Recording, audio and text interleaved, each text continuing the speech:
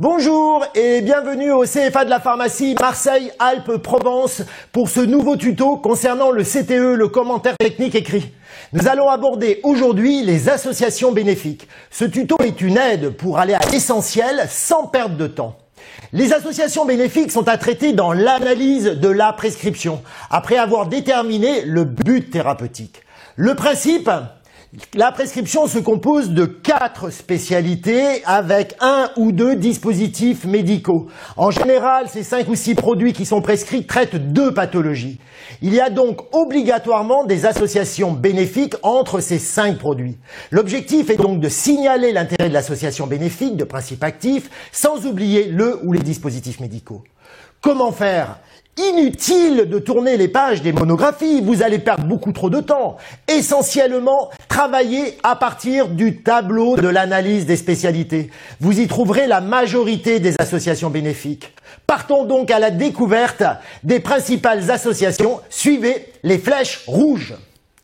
La première incontournable, c'est l'association contenant plusieurs principes actifs dans une même spécialité. En général, vous trouverez les explications dans la partie pharmacodynamique de la monographie. Dans notre exemple, le Venobiase contient 3 principes actifs. Il y a donc forcément une action conjointe de tous ces principes actifs.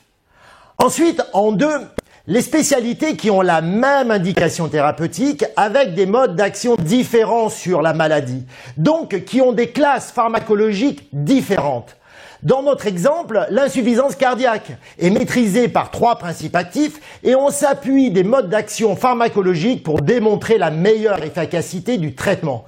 Aidez-vous également de la pharmacodynamie dans la monographie.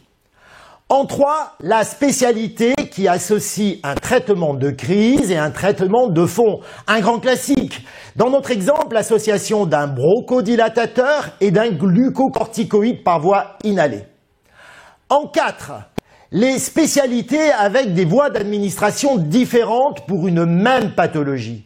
Ici, 2 anti-inflammatoires non stéroïdiens, le gel par voie locale, l'autre comprimé par voie systémique, qui permet une meilleure prise en charge de la pathologie inflammatoire. En 5, une spécialité qui corrige les effets indésirables d'une autre spécialité.